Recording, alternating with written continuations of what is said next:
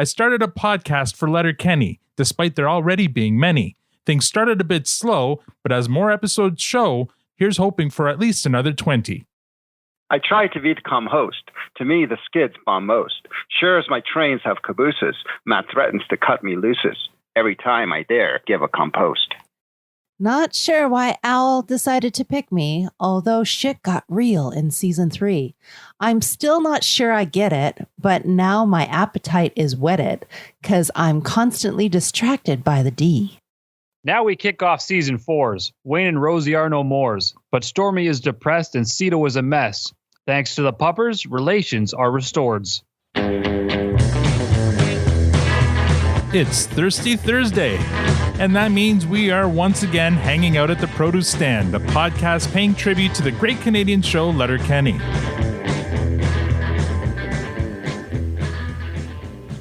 Now, I know what you're thinking. There are many other podcasts about Letterkenny out there, but this one comes with 400% more limericks. I'm Al, your host, and joining me in the room, as always, is the lovely Tanya. That was a delayed reaction. No, because I'm laughing at Matt. And online, we have... Wouldn't be the first time. We have Squirrely Matt and the verbose Victor. Oh, verbose. You got a new dictionary for Christmas, didn't you? Yeah, I found a new site. Just with the V's. How are you now? All right, the lineup for today will be Tanya, Al, Victor, Matt. Tanya, how's your week? Oh my God, so busy. New Year's happened. It came. It arrived.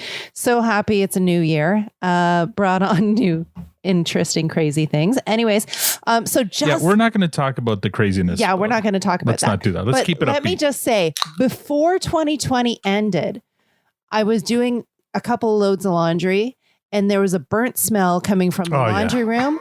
And just to pop the last cork in the whole 2020, my dryer died, like completely and utterly burnt something, and it's gone bye-bye. So yeah, we're waiting for a new dryer, which I'm kind of thankful that it's at least something that wasn't one of our new appliances that we got during our whole renovation. It was something that was old, so that I'm thankful for. But it was just like, really, another thing's gone. Yeah, okay. That was a pain in the ass. But you also forgot the part where our daughter also lost 4 teeth on New Year's Eve. It was busy. Was she bad?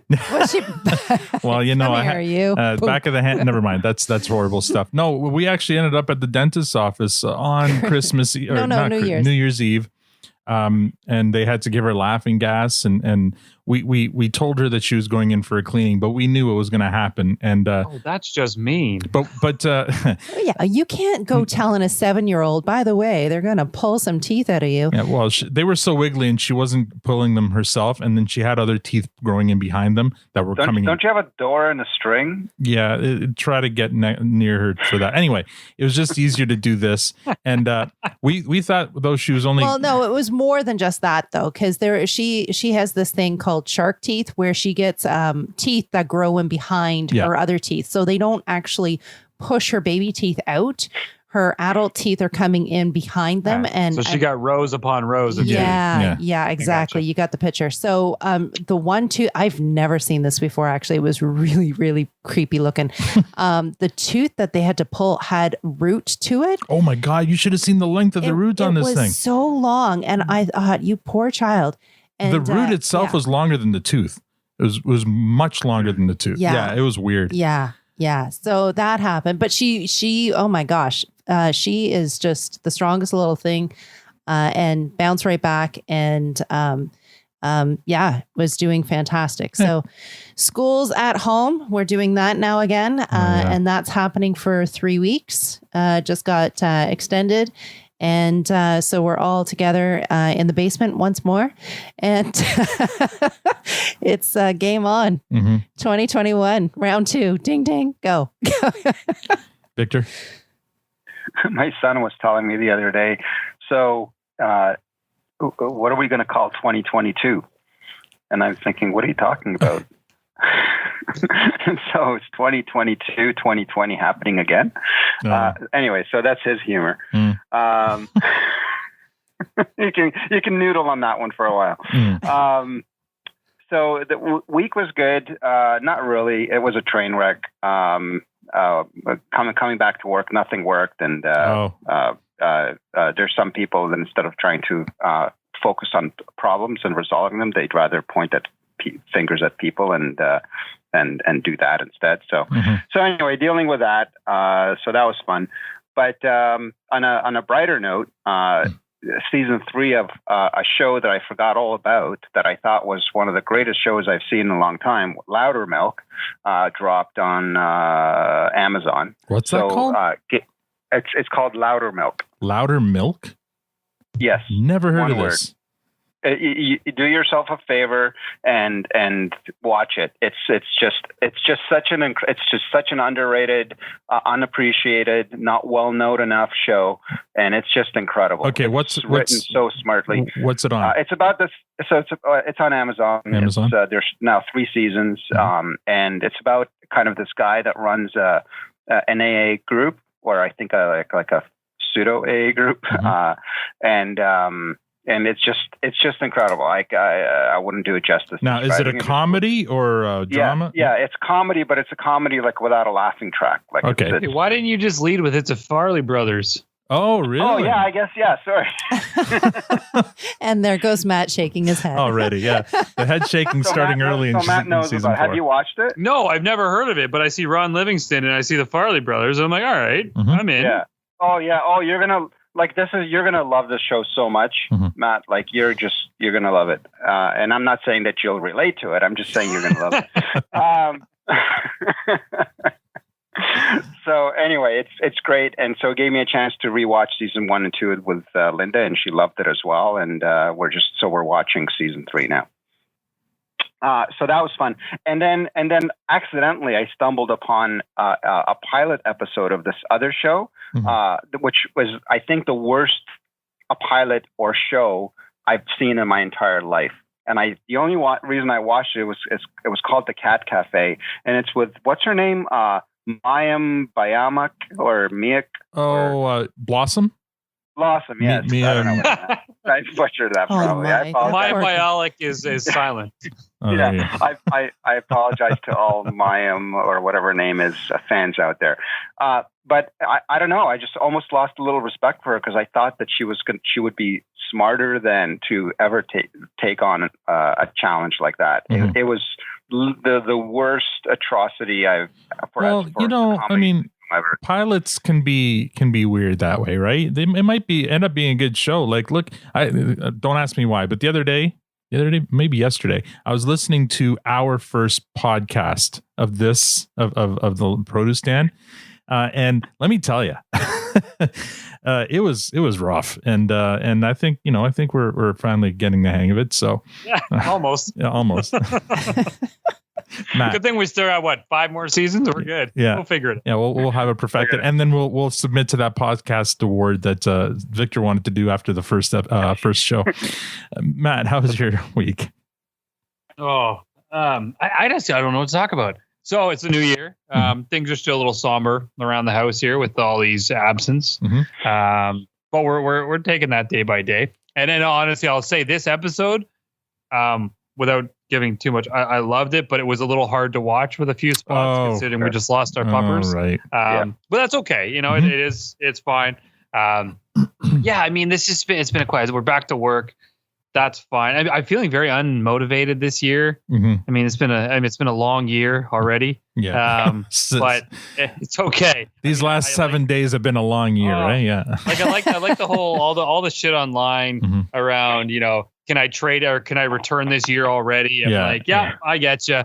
But it's been fun. And what I did do is, as I used to watch, I mean, I'm a movie fanatic. I think you know this, Al. Yeah. So I got to watch a few movies this week. I was excited, but a lot of times what I do is I get up really early because I don't sleep, and I put on a drama because they're typically quieter, and I watch some movies. So I watched at least one good, one really weird. So I watched the Yesterday movie, which is the Beatles one. Yeah, you said you saw that one in the morning. I'm like, wow. Yeah. I watched that at like 6 a.m. Wow. This is when I watch movies. I love that movie.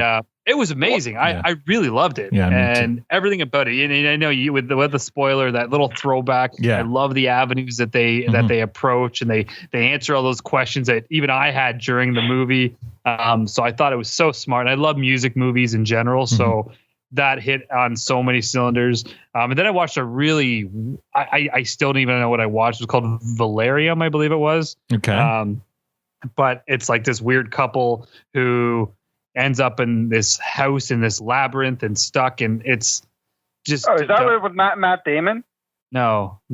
This one's what's the guy who plays Zuckerberg in The Social. Jesse Eisenberg. Yes. Yeah, Jesse. Yeah. Sorry, I confused. Yeah, I saw that one. I saw that movie. Did you actually watch it? Yeah, I watched it. It was weird and strange, but it was like an accident. You couldn't stop. Yes. Yeah, I couldn't look away. I'm like, I don't know why I'm still watching this. And even my wife was like, what the hell are you watching? I'm like, I don't know. I just kept staring and waited till but anyways. It got weirder towards the end. Yeah, and I still don't understand it. So, but I mean, that happened. And then we binge watched season 1 with 1 episode to go of The Boys season 1. Oh, yes, The Boys. Loving that. Yes, so we're finding some new content this week, trying to just, I'm with you. I did catch a few movies because I slept downstairs for a few days while not that I kicked him out. No, the princess wanted to have a sleepover with mom, so I got to sleep downstairs. I didn't complain, and I had to start the year off right by watching my all-time favorite movie because I hadn't watched it in a little while. Grosse Point Blank. So I'm like, you know what? I want 2021 to start off well. So I'm going to watch that one first because I know that'll put me in a good mood and I love it. It's a great soundtrack, great movie, funny, action, just everything about it is perfect.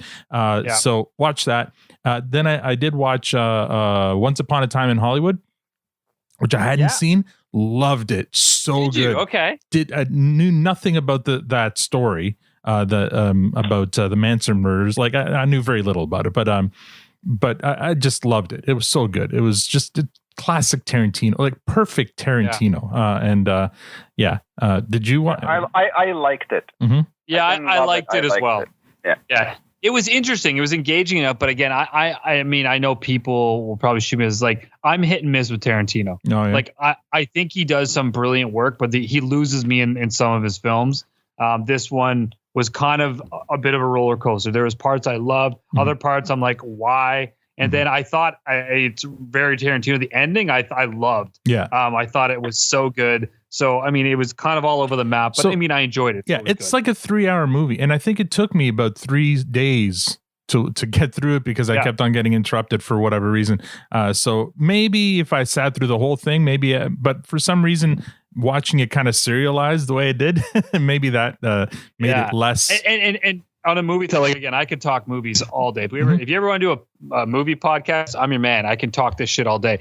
But when you talk about Tarantino, actually, my all-time favorite movie was written by Tarantino. Mm-hmm. Which one? And that's True Romance. Oh yeah. Oh, I love True Romance. It was one of the all-time underrated movies. Yeah. Oh my God, that is to me one of the single greatest movies in film history. Written by Tarantino, directed by the late great Tony Scott. Man, I wish that guy was still around making. From The Sopranos is oh yeah, was it Michael Madsen? No, the guy that died.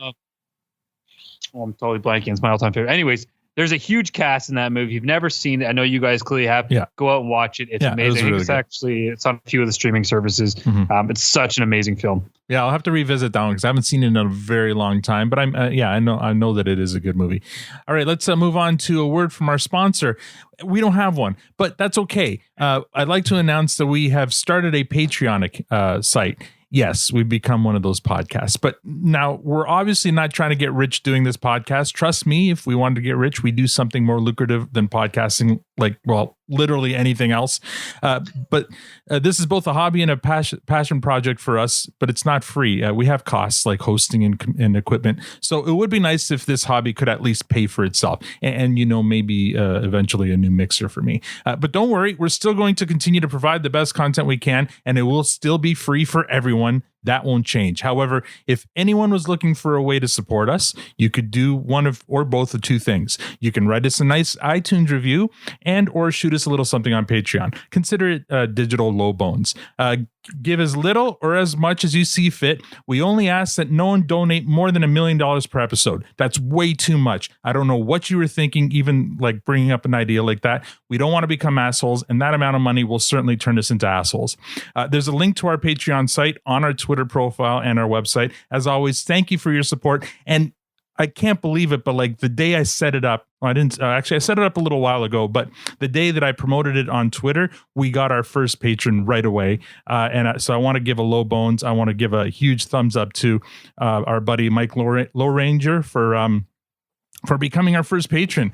And yes, buddy. So thank you so much, Mike. You're a beauty. And you know what? Because you're our first, I sent you an email. I don't know if you got it yet, but we'd love to have you on the podcast. And like, come on and be one of the panelists and help us review and recap one of the episodes. Love to have you. If you're anywhere near the Eastern time zone and you can make it, for a 10 o'clock recording on a Thursday night, we'd love to have you. So Mike, looking forward to hearing from you, but thank you so much for being a patron.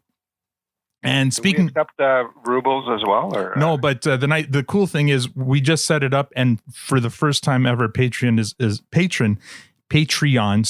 is allowing us to accept Canadian money. So like up until like this week, we could only accept American currency and whatever other. And great thing is our money comes in all different colors. It's really interesting. Yeah, Americans actually think it's fake money. But the other cool thing is Mike is a. I won't say how much he's supporting us for, but it's in U.S. money, so we're getting more money than he thinks he's giving us because of the conversion. So thank you so much, Mike. That exchange rate. Yes.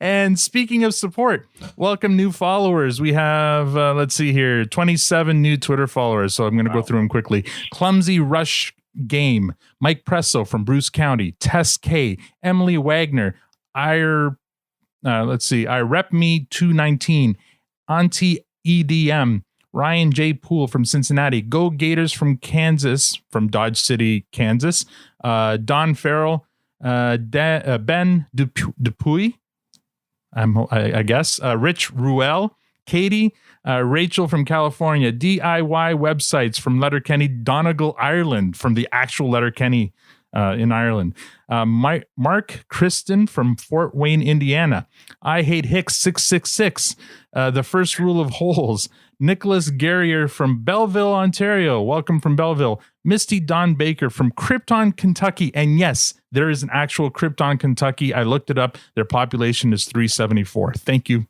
I have to visit Krypton. Yeah. Am I Canadian? ? Leroy 794 from Lethbridge, Alberta. Scott Laren, Jamie Cirallo, Mike Galley from Port Elgin, Ontario. A lot of Canadians this time around. Petra, being an introvert, paid off. O'Brien from Sacramento, California. Shane O. And our latest follower is Paul Wright. Thank you all for following and for hopefully for listening to the podcast. Well, don't bore us. Get to the chorus. Last week, we had our season 3 recap with Dean Giles and Dennis Coogan. We had a great time with Dean and Dennis, and season 3 got a fresh rating from everyone except for Victor, who gave it a clearance. According to our scientific Twitter poll, 85.7% gave it a fresh, 11.4% gave it a clearance, and 2.9% gave season 3 a compost. So, and there's, I think, 35 people. So that was a pretty good poll. This week, we recap and review the first episode of season 4, Never Work a Day in Your Life. Have you done your homework, Tanya? Yes. I tried to do it without you. Yeah, I know. I got scolded. No, I want to watch it with you. I want to see your reactions. Victor, have you done your homework? I've done it with pleasure. All right. And Matt, you did yours really early. Oh, you're muted. Muted, Matt. Try it again. Try again. Fucking embarrassing. Embarrassing. You know what's funny? At work, I'm actually trying to get this little thing going where if you talk while on mute, you got to pay $1 to a jar. We do something with that money. Awesome. You can be our new patron too. So yes, what I was saying, and it was more elegant the first time, is yes, I did and I did it Not only once, but twice. Oh. Because I did mine like 3 days ago, and then I watched it again today. Wow. So, okay, well, we'll get to whether you liked it or not, but it sounds like you did. So let's start. Where's my... I played it, right? Don't bore us. Get to the chorus. We'll start with the cold open. We open on a series of limericks delivered by most of the characters, updating us on what happened since the end of season 3, starting with Wayne. Your gal has a cousin who spun, and she is no longer your hun.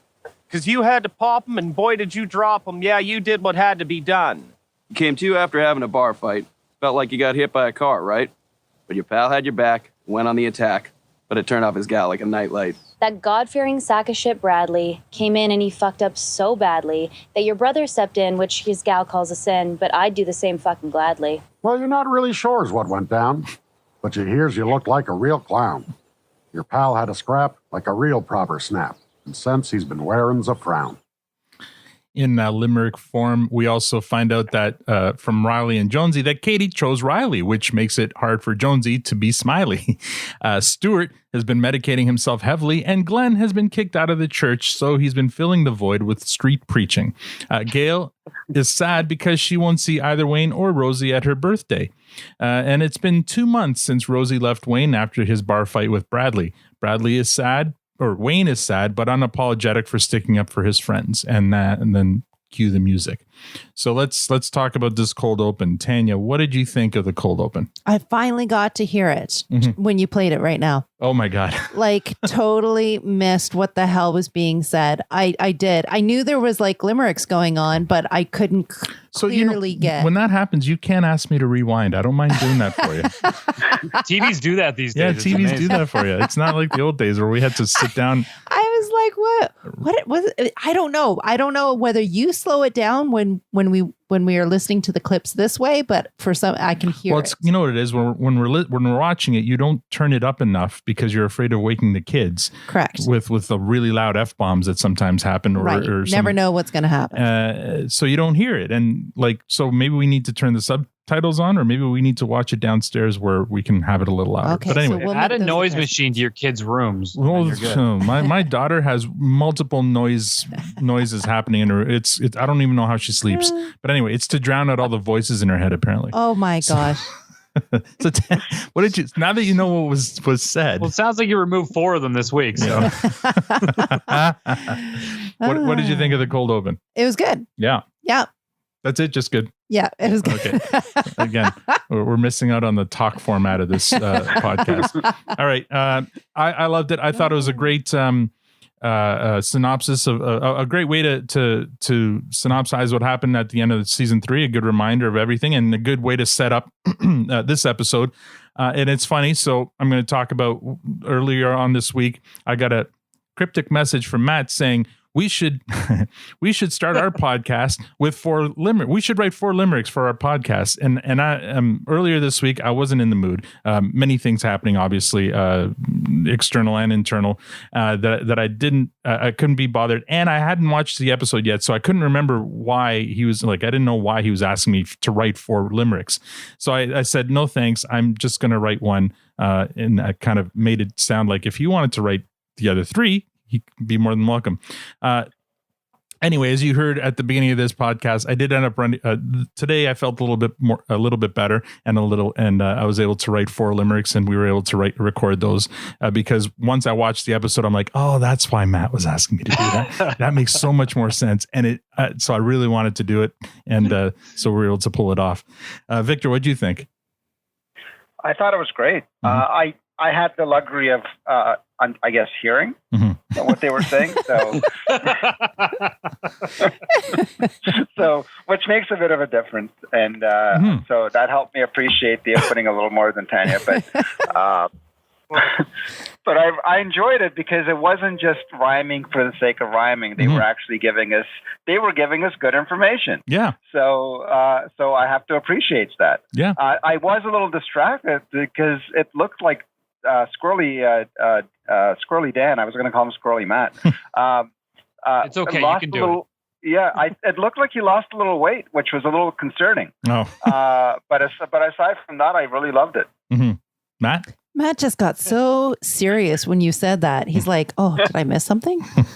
I don't like that you can see me. It's creepy. No, it was it was so good. This opening, I mean, it wasn't the funniest opening, but it was the smartest opening. Yeah, I think it's such a great job of bringing all the characters back and letting us know what's what. Mm-hmm. and just, yeah, I love it. And I love that you, again, this is probably the first time ever I've watched something before you guys. Mm-hmm. So Al was totally perplexed when I asked him to do that. But I know Al well enough. If I put a little idea nugget there and he catches on to what I'm going with, he comes through with a charm, and you did, man. Yeah, damn you, Matt. Yeah. So I love that you wrote those. It was so fun. And no, I thought it was a really smart, great way to start the season. I think it was a top 5 open. Like if you count the alphabet aerobics as some of the best ones, the attention's paid is a good one, and the one that you and I enjoyed, but Victor not so much, was the second one where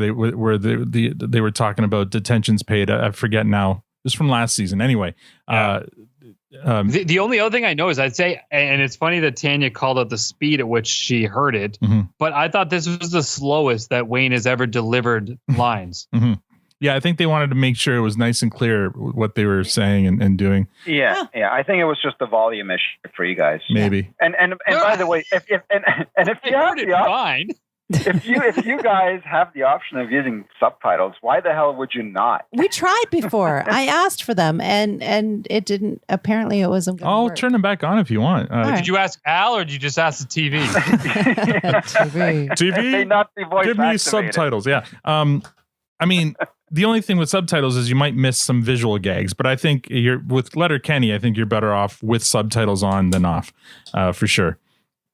All right, coming out of the opening theme, we have scene 1. A musical montage shows us Wayne choring while Katie watches, Derry and Squirrely Dan playing catch at the farm, Gail working at the bar, the Skids doing copious amounts of drugs, Jonesy working out at the gym alone, then Derry dancing at the bar, Riley sitting in his Jeep alone, Glenn standing on a stoop preaching to a homeless guy in the dollar store parking lot, Rosie sitting and reading alone, then back to the bar where Derry is still dancing with a woman. Some D-Gen pushes him away and starts dancing with the same woman, prompting Squirrely Dan to step in to defend Derry, and then a brawl ensues at the bar with the Hicks, including Joint Boy, Tyson, and even Dickens joins in. Dickens. So that's scene 1. Scene 2. The next day the Hicks are hanging out at the produce stand.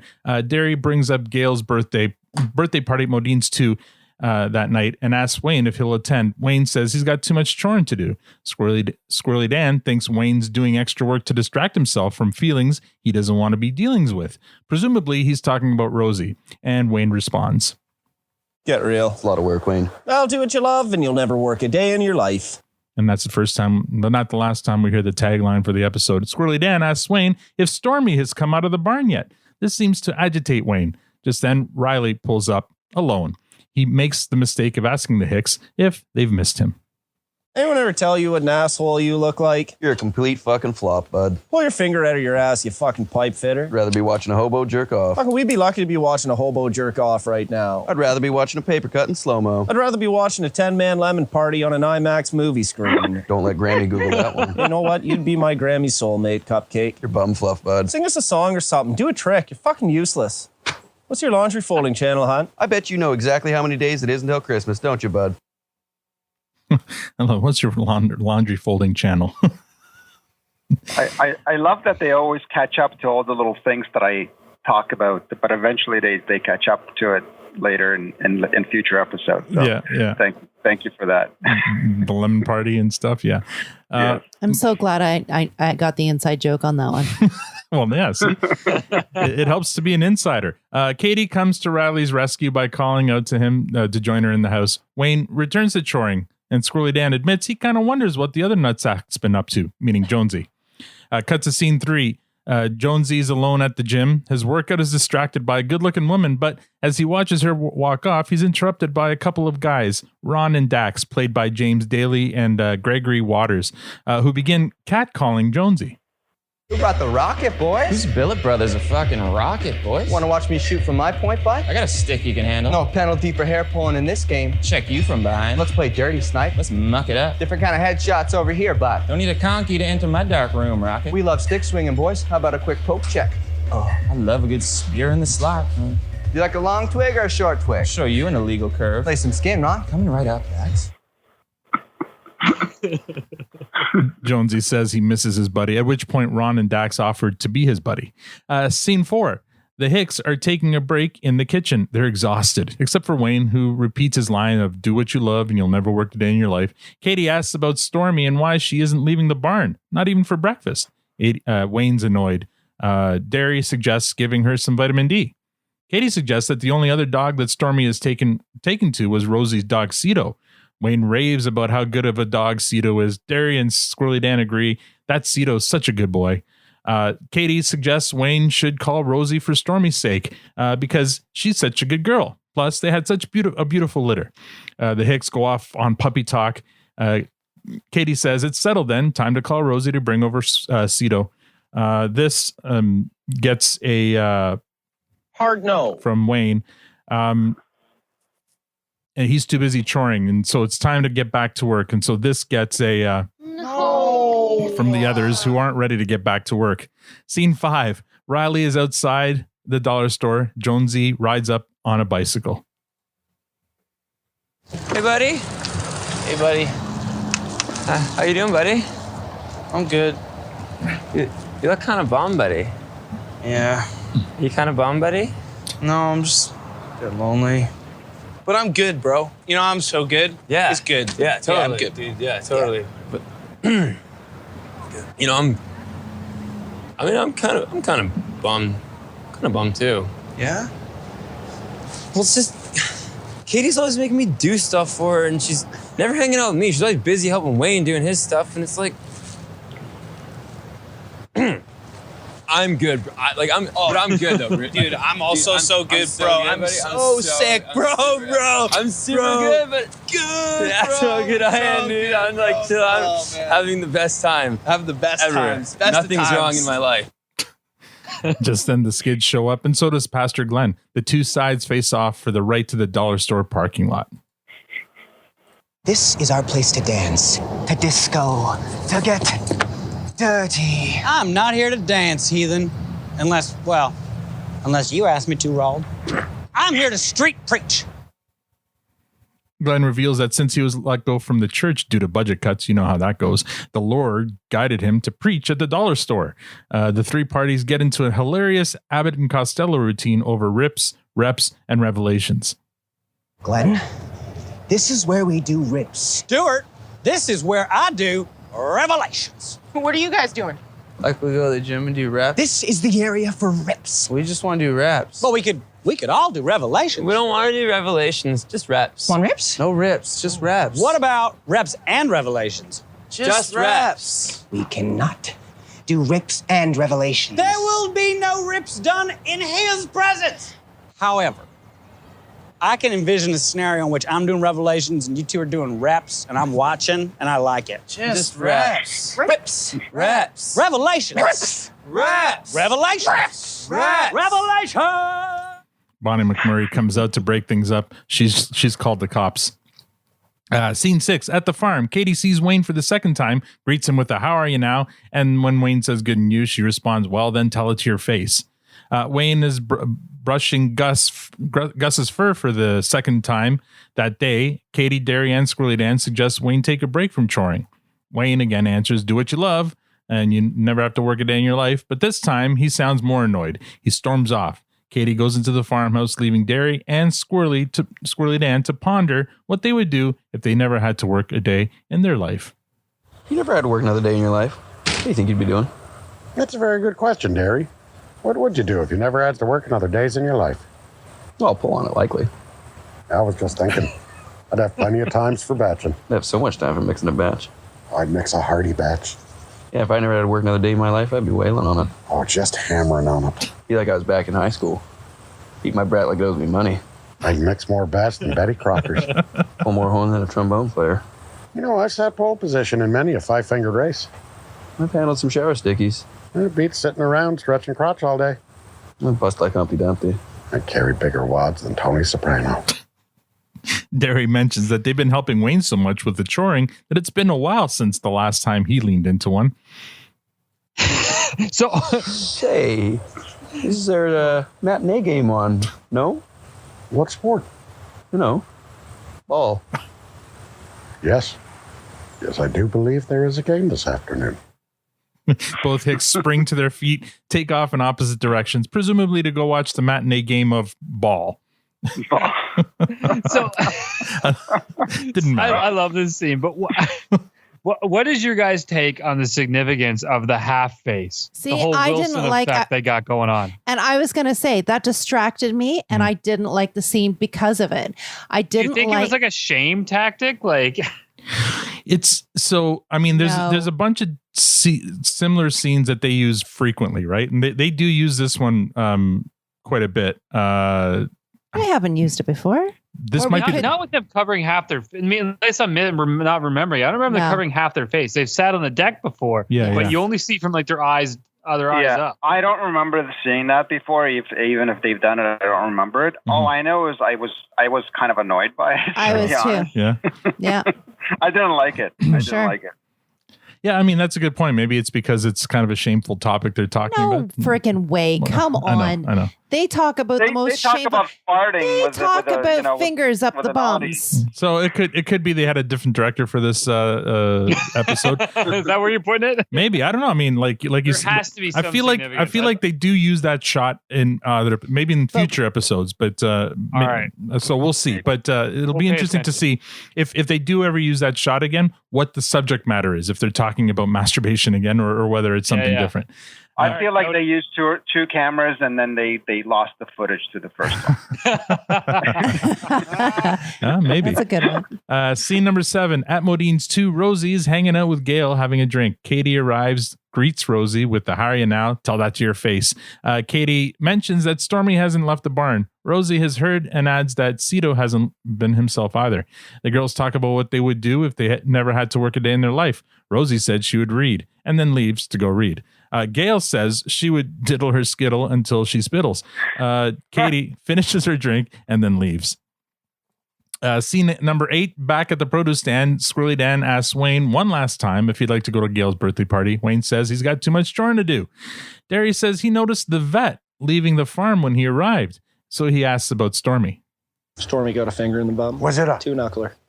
Like a horizontal knuckler? Hard no. So that means that a two-knuckler is... Can confirm. A person has 2 knuckles, okay? 1, 2. It's not a knuckle. I asked the vet. The vet said a person has 2 knuckles per finger. 1, 2. Okay, it's clinical. It's wrong. So I don't want to hear another word about it. Fuck. Fair enough, good buddy. I love that because the vet says it, he says it's clinical. It's proven. I still don't agree, but okay. No. And it's funny. I looked it up again. I'm like, I feel like I'm crazy when he said that because everything Wayne says it has to be right? Yeah. Well, he's fucking dead wrong here. Yeah. Yeah, no, he's wrong. Derry ponders what it must be like firing knuckles up animals' bums all day.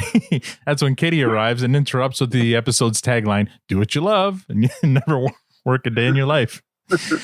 Katie pulls the tell that to your face greeting again with Wayne one more time, which annoys him. Katie asks after Stormy. She's physically in good shape, in the best shape the vet has ever seen. So what's the problem? And well, the vet says she might be depressed. Dogs get depressed? Get real. Well, then you and Stormy make a fine pair of poopy pants then. Like height, Katie. The only difference is that Stormy can't talk. I bet if she could talk, then she would tell us what's wrong so we could do something to fix it. You can talk, and it would be wise for you to use that luxury to tell the appropriate parties what's wrong so we can do something to fix it. I love it when Katie puts Wayne in his place. Seth pulls up the laneway to take the Hicks, minus Wayne, to Gail's party. Wayne goes to have another beer, but he's run out, putting him in even worse mood. C9, Riley's at the gym, alone. He gets distracted by a good-looking girl and is interrupted by Ron and Dax, who start catcalling him.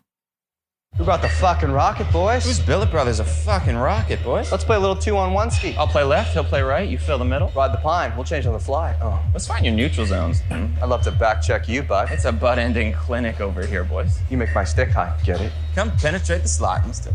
Need a good D, man? Show you a good D. Man. Why don't you go ahead and lay me some of that skin, Ronnie? Coming right up, Daxie. Riley says he misses his buddy, and on cue, Ron and Dax offers to be his buddy. Scene 10, back at the farm, Wayne is staring at Stormy, still in the barn, so he makes a phone call. Scene 11, Pastor Glenn is on his stoop in the dollar store parking lot preaching to no one. The skids ride up, and the two sides square off and declare war. Scene 12, back at the farm, Rosie gets out of her truck and gets Cito. Rosie and Wayne have an awkward conversation. How are you now? Well, good and you? Well, then tell that to your face. What about Stormy? Not so good. Cito's been a pile too. He's such a good boy. Yes, he is such a boy. Yes, he is a boy. You knocked out my cousin. My loyalty to my family will not be compromised. Your cousin knocked out my friends. My loyalty to them will not be compromised. Good enough. We're here for the dogs. Okay. Pitter patter. Just then, Rosie gets a call from Bradley. He tells her that he's at his second favorite cousin's birthday party, and he doesn't see his favorite cousin or her dude Wayne. Bradley asks Rosie to put him on speakerphone. This ain't Biggie and Pot. Nobody dead, nobody dying. I knocked out Wayne's friends. He knocked me out. We squared off and did it the right way. Gotta be a winner, gotta be a loser. Yo, Wayne, couldn't do it the night up on the account of being unconscious and shit. Good scrap, my dude. Yeah, that was a pretty good scrap. Last time I checked, that's how shit gets done. Got a problem you can't solve with words, you throw hands. After that, it's finished. I got no problems with you, Wayne. Well, I got no problem with you, Bradley. Actually, I got a lot of time for dudes like you. Good old boys are a dying breed. Good old boys gotta keep the good old boyhood alive. I agree. Good old boys are a dying breed. And you're the funniest fucking guy I know, Bradley. I mean, seriously. Rosie and Wayne give each other low blows, low bones. And just then, Cito starts barking and Stormy emerges from the barn. Scene 13, cut to Gail's birthday party. Riley and Jonesy are at the bar getting drinks, but then go in separate directions, sadly. Riley ends up standing with Glenn, who's standing by himself. Everyone at the bar toasts to Gail's birthday. Wayne arrives at the bar just as Bradley comes out of the men's room, and then Rosie joins them too. Relationships. It's a lot of work. Do what you love. And you'll never work a day in your life. And we fade to black. And that's the episode. All right, guys. Let's see how this goes. Oh, really? Wow. And we got applause from both Matt and Victor. Melbourne Jack might have a Don't say it. I won't. You're right. Okay, Tanya, we're gonna start with you. How what did you think of the episode? Just initial thoughts. Oh no. See. No. Restart that sentence. See, I just watched Matt clap and then Victor clap. And I was quite hopeful there, Victor, because I was like, he's got the image of the train wreck. So yeah, I'm like, it was a bad omen. I'm like, train wreck. I'm on board with the train wreck. I didn't love Jack. this. Oh, Jack, I'm sorry, buddy. You shouldn't have called it so soon. I liked the open. I liked the ending. I didn't like them. Just everything in the middle. I just didn't like. I didn't like what the camera shot of the guys talking. One scene and covering their face. I told you we should have recast Al. I found it. I just found it super repetitive. It was just the same thing over and over again, just in a different shot. No, it was just in a different shot. It didn't. There wasn't anything to it. I just found it boring, and I couldn't wait for it to be over. Wow. Okay, I'm next. Thank God. I'm gonna Al, learn her something, please. I'm gonna tell you why you're wrong. This is one of their better written episodes. Really? It's so tight. It's so tight. From beginning to end, it basically chose a theme. It chose two themes. It chose one theme, but then also like a recurring thing in there. So the theme, do what you love, never work a day in your life. That was their theme, and they stuck to it, and they made it fit perfectly right to the end, with Katie's proclamation of relationships are hard work, but if you do what you love, you never work a day in your life. That was the perfect way to end it, and that was set up perfectly right from the beginning. The whole Katie greeting the "How are you now?" but tell it to your face. I love that. That was such a nice little thing. Basically, calling Wayne out that he's walking around with a big frown on his face, and Rosie the same. Like, it was so well done. The opening is a top 5 opening. Everything. I don't care if that one shot bothers you. It's one shot in the entire episode. Everything else about this episode was so tightly written and perfect. Like, and there was no annoying hockey story, no annoying skid story. There's nothing there that would make this not a anyway, I won't give a rating, but I don't understand your opinion of this episode at all. I thought it was really, really solid. Victor? I think Tanya's rating and description is consistent with how 2001 or 2021 has started so far. So I think 2021 has put her in a bad mood, because there's no reason this episode isn't anything. I feel like the train wreck for me was everything that's happening outside of the Letterkenny universe. And the Letterkenny universe is the the savior. Start of season 4 for me has been so far a place of pleasure and happiness. So before we get, I guess, too deep in, I was good with this episode. I thought it was a very strong start to the season, especially to the disaster that was the final episode of season 3, which was just a complete mess. Well, you're wrong with that, but whatever. We're past that. Yeah, we won't revisit history. But okay, I'm not going to look a gift Victor in the mouth here. Gosh, Matt, I just know making you happy. Matt, I'm so confused by some of y'all. So no, I mean, Victor, I like what you said there about the 2021 reference and all that, because honestly, for me, this one hit home. Yes, I led at the beginning of the show saying there were some hard parts because I lost my puppers over the holidays. The episode, the tone of the episode, the feel, the theme, I thought was amazing. Every one of the characters were dealing with some shit. And they were all having a hard time coming to grips with the new reality of whatever they were dealing with. And that's fine. That's reality. And that is 2020. Like, we're all dealing with some shit. So the timing of this episode was actually perfect, because we're all coming into a new year, hoping for a fresh start, hoping things, bounce back in a better way. And I thought it was spot on. The tell it to your face reference. It's funny, actually, because we watched that one, and it wasn't the first time I watched it that I caught that right away. The second time going through it, Jen was asked, she's like, I don't get that. And about the second or third time it was said, I'm like, oh yeah, I see what's going on. And I didn't catch it right away either. It's like, everyone does it naturally. Someone says, how you doing? They say, oh, I'm good. But most people, and not most people, a lot of people aren't good. And no one ever has the guts and the courage to just call out, I'm not good. They say, I'm fine.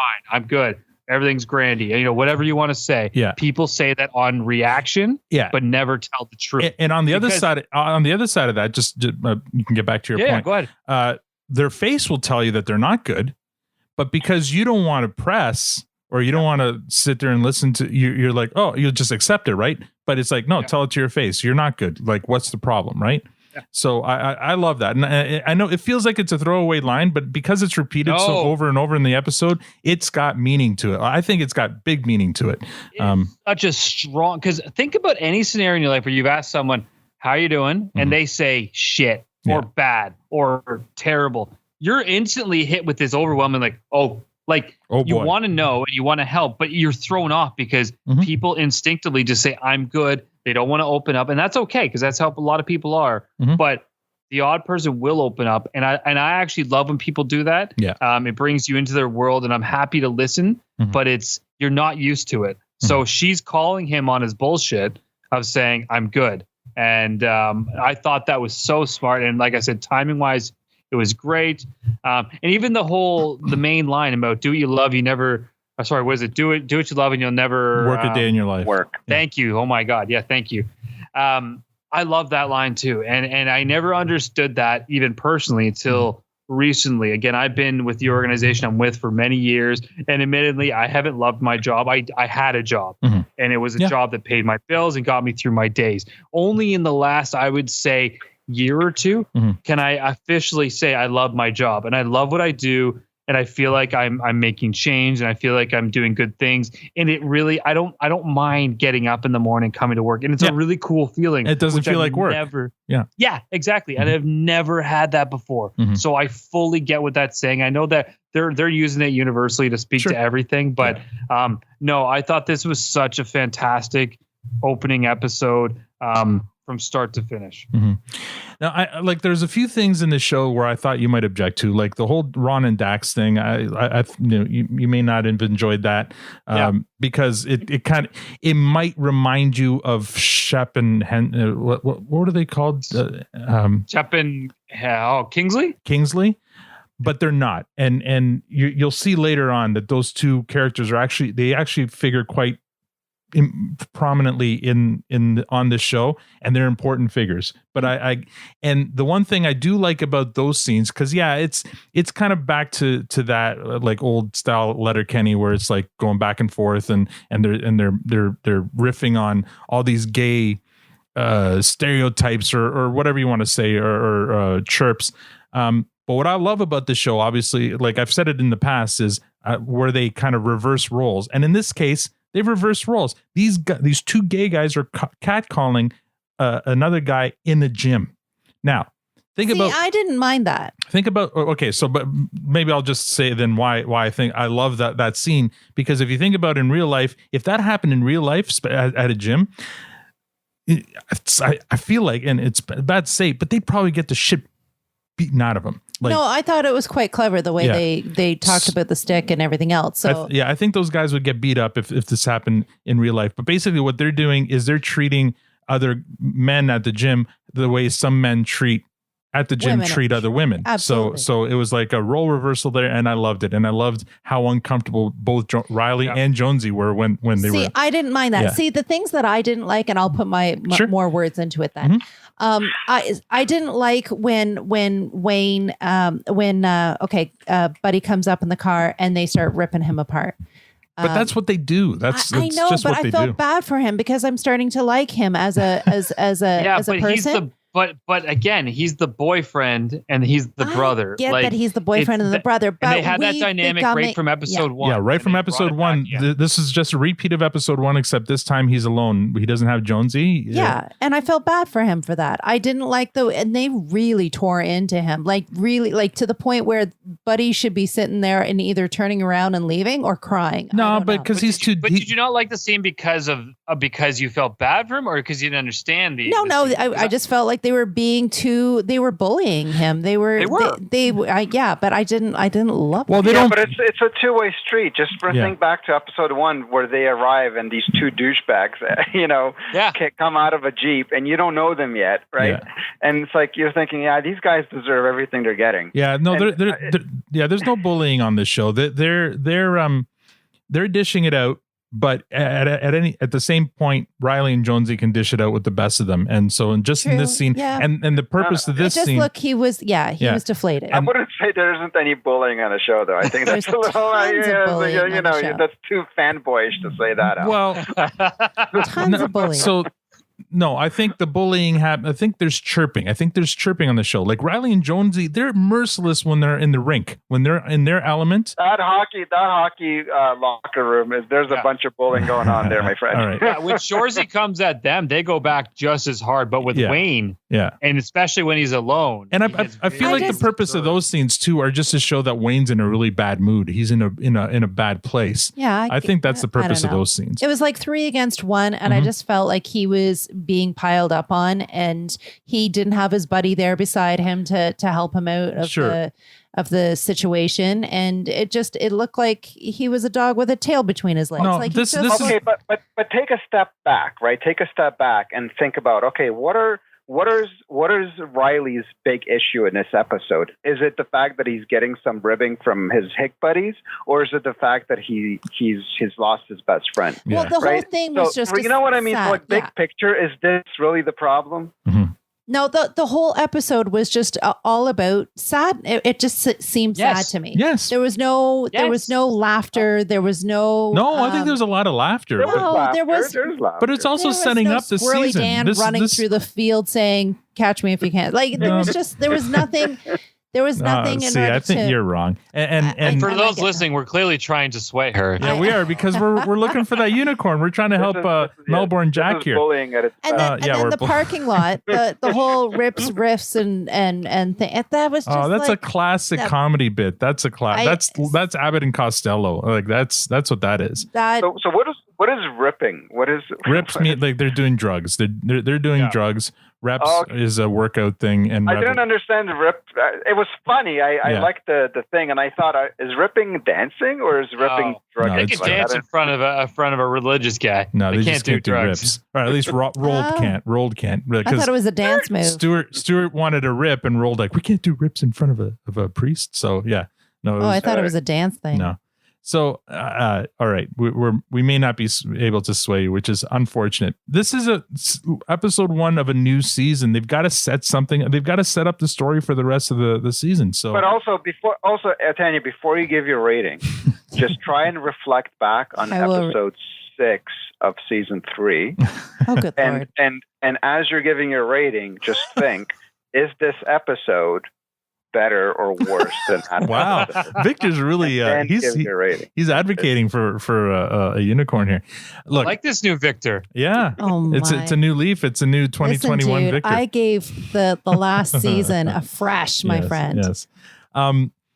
So I think it tied up it tied up the previous season, and then it set up this new season with there's loneliness. That's what this new season's about. Poor Riley and Jonesy, they miss each other. Like that relationship is such that again, why does that have to happen? I've seen just because he's with Katie doesn't mean that their relationship has to end. Well, because we've got a bro code. What do you issue mean? Yeah, it's like, what do you mean? Come on, it's not just she just they're best friends. All right. Here, I need to unfortunately school my wife on a harsh reality.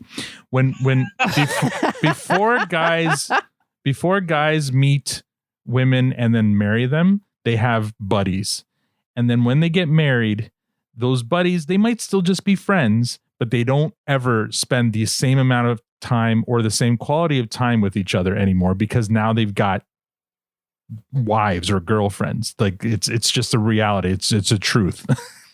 Matt's nodding, right? In fact, I mean, how many relationships have you seen where there's like guys who lose all of their male friends because of the relationship, right? It's the same thing here. Riley and Jonesy spent every week, they slept in the same bed often together, and now one of them is with Katie, and the other one can't be with Riley. Remember, they would go to bed FaceTiming. That can't happen anymore. Riley now has to focus on Katie, or else he'll lose Katie, and maybe then whatever. It's like so. And when they're not together, she has them going around doing stupid chores. So. Yeah, exactly. Yeah, and there's so much love between these guys that one is happy for his outcome but feels bad for his buddy, and they work both ways. Like the opening Limerick spoke to that perfectly, which isn't always happen, but they're both like, he's getting laid. I'm happy for that trade. And I just wish Katie had a clone or whatever. Yeah. Yes, exactly. And then same with the other guy from Jones as well, or Riley as well. He was like, this is the opposite. He's like, they still love. They're happy for each other, but they're still there. They're missing each other. Yeah, for sure. I think that's I think it's a nice story there. And I don't know. Maybe. Yeah, I feel you should marinate on that one a bit more there, Tang. I'll rewatch, people. Maybe you can give your rating next week, Tim. Well, now, having said that, the first one in the lineup to give the rating is Tanya. Wait a second. Matt tried last time. Yeah. Can I like defer? No, what you can do is give your initial. Again, Tanya, just so there's no confusion. I know you said you gave season 3 a fresh, but I don't believe you gave episode 6 a fresh. So again, reflect on that. And remember an episode where our favorite trio were basically the douchebags and acting ridiculous all throughout. The writing was atrocious. Ancient history. Ancient history. It was just awful. And so as you're giving your rating for this episode, just reflect and then proceed. I'm looking at the ratings now for episode 6, and yes, Tanya gave it a clearance. Victor gave it a compost. She gave it a low clearance, and the only reason she gave it a clearance is she felt peer pressured and bullied by the two of you. But that never happens. All right. So give your initial rating. If we change your mind, you're more than welcome to change it later. What do you give this episode? A fresh, a clearance, or a compost? Wow, it's like you're like talking through your teeth. It's like, say. How much you liking that couch, Al? He loves it. I'll get to watch some more movies, I guess. I don't know. Maybe I'll watch True Romance. There you go, bud. Oh my. Okay, so as I said, I did enjoy the cold open. I even though I didn't hear it entirely, but I got to hear it now and I liked it. And I loved the ending, how everybody got back together. I always love Wayne and his words of wisdom. I live true to his words because I repeat them regularly. And this one is absolutely one of those ones that I've coined well before hearing this show. There were a few things that I did like in the middle. There was a lot of things I didn't like in the middle, but I will give it a clearance. Okay. Way to stick to your guns. Hard Jack. In the face of so much peer pressure. All right. It was never going to be a fresh people. Sorry. Not. I just, I'll rewatch it. I will give you, I don't understand. that. I don't understand that. I understand okay. you don't understand. It's absolutely a fresh. And I love how you're all shaking your heads. It's weird. I like after watching it this week and remembering what episode this was, I'm like, oh, could we actually have a unicorn? I felt that strongly about it. Oh my. Because I think like it just, the writing, it's a the stars can never align. It's people. a complete episode for me. Like, I got excited because none of the things that usually annoy you guys, like any kind of stupid skid storyline or stupid hockey storyline, they weren't there. So that's why I was kind of excited about this one. But to each their own. I think it was great. I love the theme. I loved how they stuck to it and they earned that ending. The ending was really good because they set it up from the beginning. Great cold open. I think it's a top 5 cold open. The introduction of Ron and Dax, great. Setting up the whole Riley and Jonesy like missing each other's storyline. I loved like everything. There's nothing wrong with this episode. Nothing negative about this episode that I can think of, minus that one shot that's kind of awkward. Like but that's it. So I think you went in my spot, but anyway. No, you're next now, Victor. Go. Oh, all right. I thought I was after Tanya. I apologize, but anyway. I try to mix it up every episode. All right. So it's an easy fresh. I actually thought that we probably would have a unicorn this time around because I couldn't think of really anything tremendously offensive or there wasn't really any of the storylines that were bad. I thought it was all kind of very, very tight. It was written well. It had a strong open. It had a strong finish. There was a tight theme throughout. And again, they, I know you're going on about, they deserve that finish or they don't deserve that finish or whatever. That even though this wasn't a season finale, it wasn't the ending deserved. Like it was all building up to it, and it was a beautiful analogy and beautiful way to end it. I'm just surprised because there wasn't really anything bad. Everything was really, really good. There was a couple of questionable camera shots, yes, But I don't think that Tanya in her heart is giving this a clearance because of the bad choice of camera work in one scene. There's got to be kind of other things there. I hope, but I think she's in a bad mood from the or bad kind of entertainment. There was nothing that made me laugh. But so yeah, that's one thing I'll say. There wasn't anything that made me laugh out loud in this episode. I mean, there's a few things that made me giggle, but you're right. There wasn't like a really super laughter. Funny. There was nothing like oh god, yeah. No, there was nothing. There was just but that's okay sometimes, right? I think we all talked about and it. I'm okay with this is a comedy, but it's more of a dramedy where it's sometimes they do gags for the sake of gags, and sometimes they try to focus more on the story, and throughout there's going to be some laughter. And you're right, this is not one of the funniest episodes, but it was just written so well that it kept me interested from beginning to end. And there's been episodes where I've kind of, sometimes I would lose interest halfway through, but I would force my way through it so we could have a good, intelligent conversation about it. But this episode, and those are far and few in between. This episode was a good start to season 4, and makes you really excited, thinking that maybe they brought their shit to this, but they realized they were embarrassed of how they ended season 3. Oh my God, just get over it. And they secretly they got together and said, guys, we need to be better. We need to do better. And they did. And good on them. And so I have to give a fresh for that. All right, Matt. Oh, Victor, you crack me up, man. So, I mean, I don't know what else to say. Victor, not Tanya, absolutely covered this. Just flip-flopping teams there, Matt. You're just like, kick Victor out. Now it's like, do you need my resignation?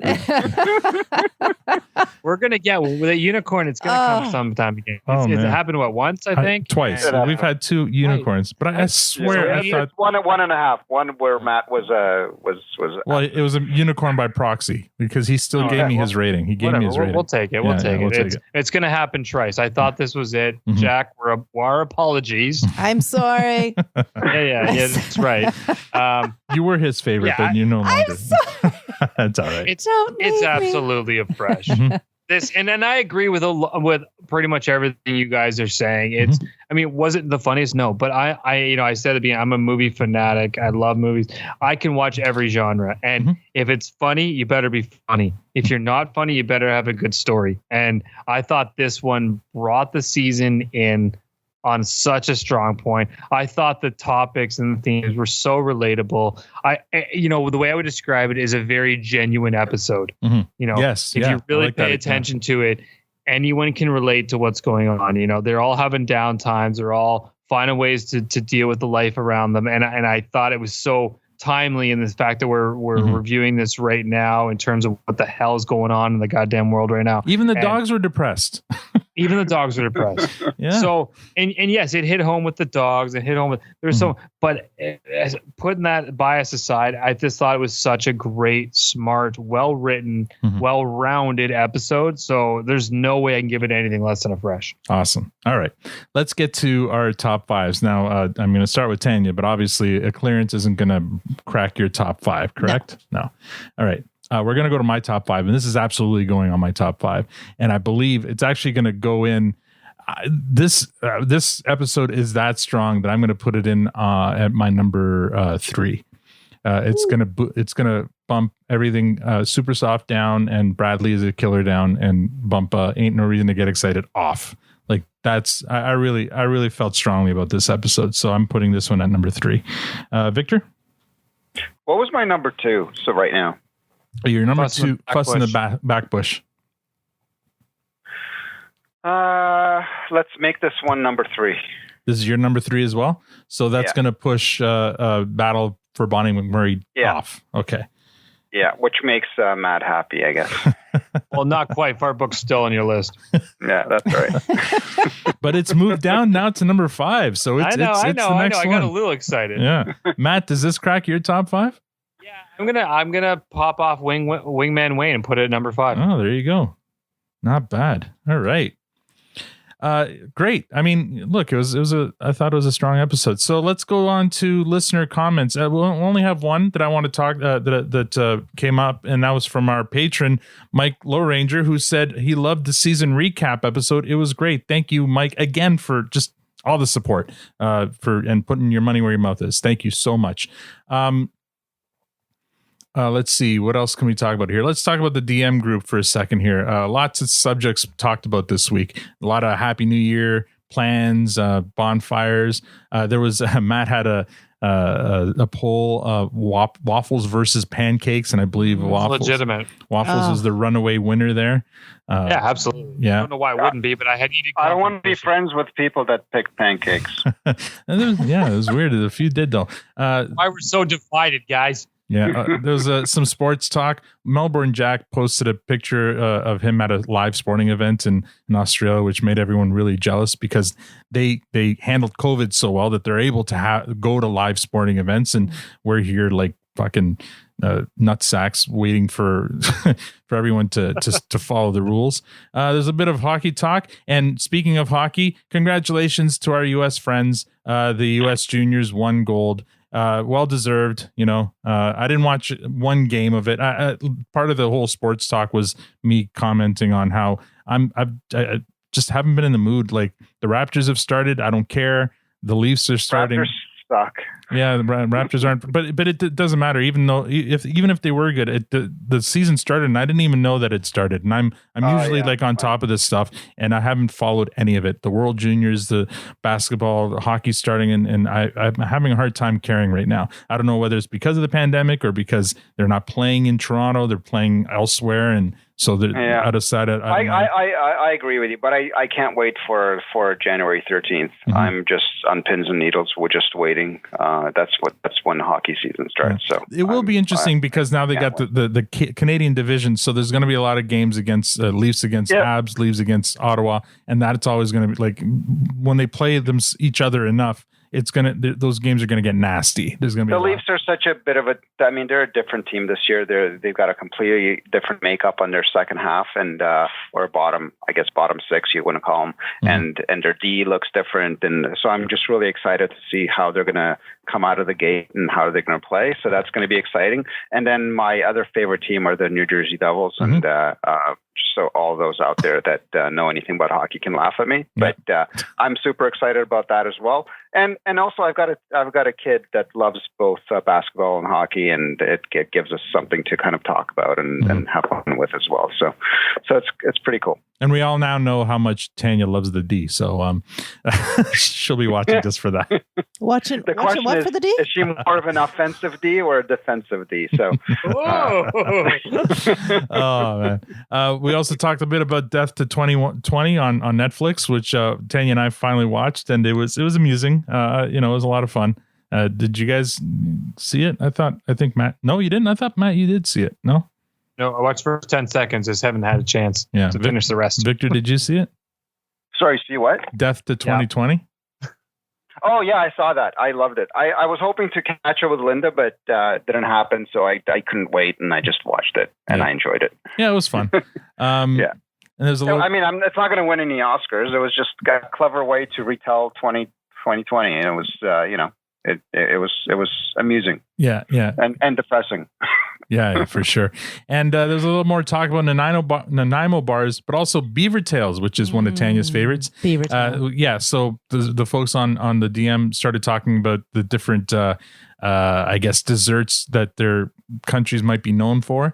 So Nanaimo bars, Beaver Tails, something called Leucomades or something like that. I don't know what those are, but interesting. And then again, Melbourne Jacks talked about something in Australia called Chico, which is kind of like a deep fried spring roll. And he posted a video of the Chico, I guess, commercial or whatever, and it's got like an infectious kind of jingle, and we're like, well, Nanaimo bars or Beaver Tails need better marketing, because it was kind of a fun commercial. And then we ended off the whole thing with masturbation euphemisms. People were Oh, I'm glad you said euphemisms. Looking forward to today's episode. Everyone was sharing. Everyone was sharing, different ways of describing masturbation. Was kind of funny because they were looking forward to this episode, and that's a fun thing we've noticed. Everyone on the DM group, well, not everyone, but a lot of people on the DM group are like, "What episode are we reviewing today?" Oh, we're watching it. I'm watching it now, so that when they listen to us rave about it or not, they can join in on the fun. So that's been a bit of a fun kind of side effect to this whole Twitter DM thing.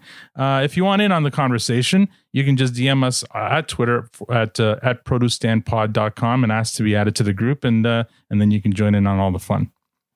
So let's do some final comments for the episode, Tanya, or for just the podcast. What, you have anything final to say? I fear to say anything, really. It's all good. It's okay. We're over the hump. I want to say sorry to our friend. Oh, yeah. It was Melbourne Jack. Here, I'm going to read it. Also, after watching this week's episode, does anyone else get the feeling this week might just be a unicorn?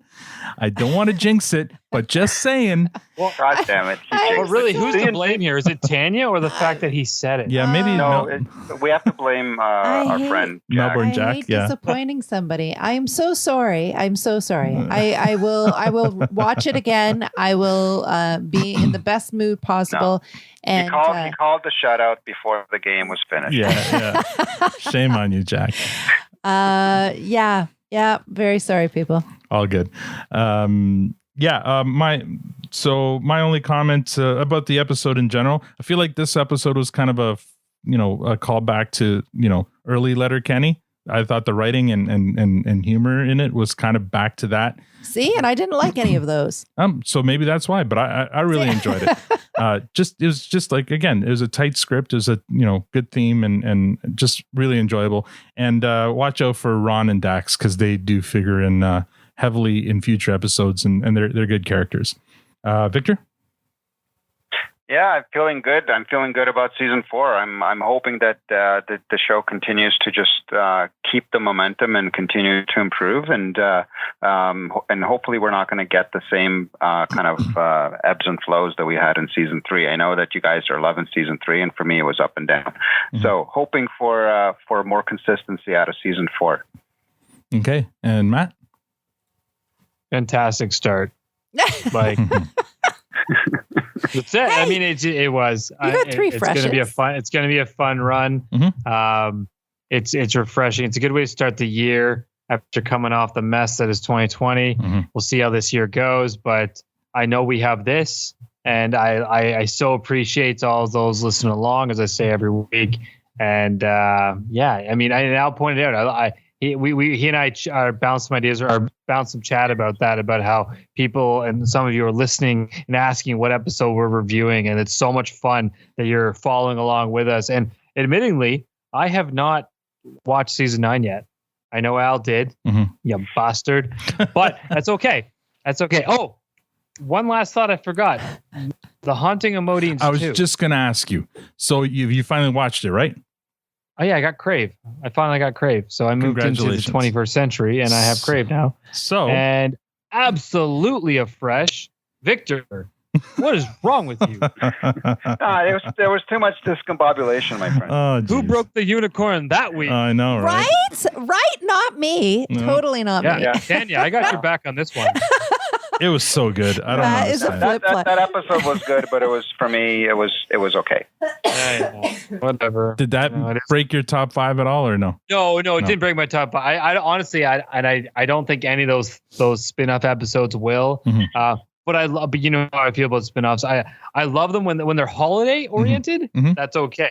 When they're just throwaways, there's a different story. Mm-hmm. I thought that Modines 2 The Haunting of Modines 2 was so good. It was just a lot of fun. Okay. Question. I think if there was an actual dick in a jar, I might have given it a fresh. Yeah, I heard that part. Okay, did you watch the episode or did you listen to the podcast? Which came first? I watched the episode. And then did you listen to our podcast? I watched the episode. Okay, good. So you don't get the dick in a jar reference. No, I actually heard that. Because he heard that in the best of that I posted a couple of days ago. Yeah. Like, as long as you're keeping up, Al, I appreciate that. Yeah, no. Sorry, holidays. I was going to ask. Remember, what do you think? I'm using that as my scapegoat. Oh yeah. Okay. So you have until, I don't know, maybe March, and then you can't use that as an excuse anymore. Got it. Deal. I was going to ask, what do you think that was in the jar? No accident. I'll get back to you on that. I'll take a rain check. Yeah. That was funny. All right, guys. I'm going to play us off with a song from today's episode. It's called Paint It Gold by Fake Shark Real Zombie.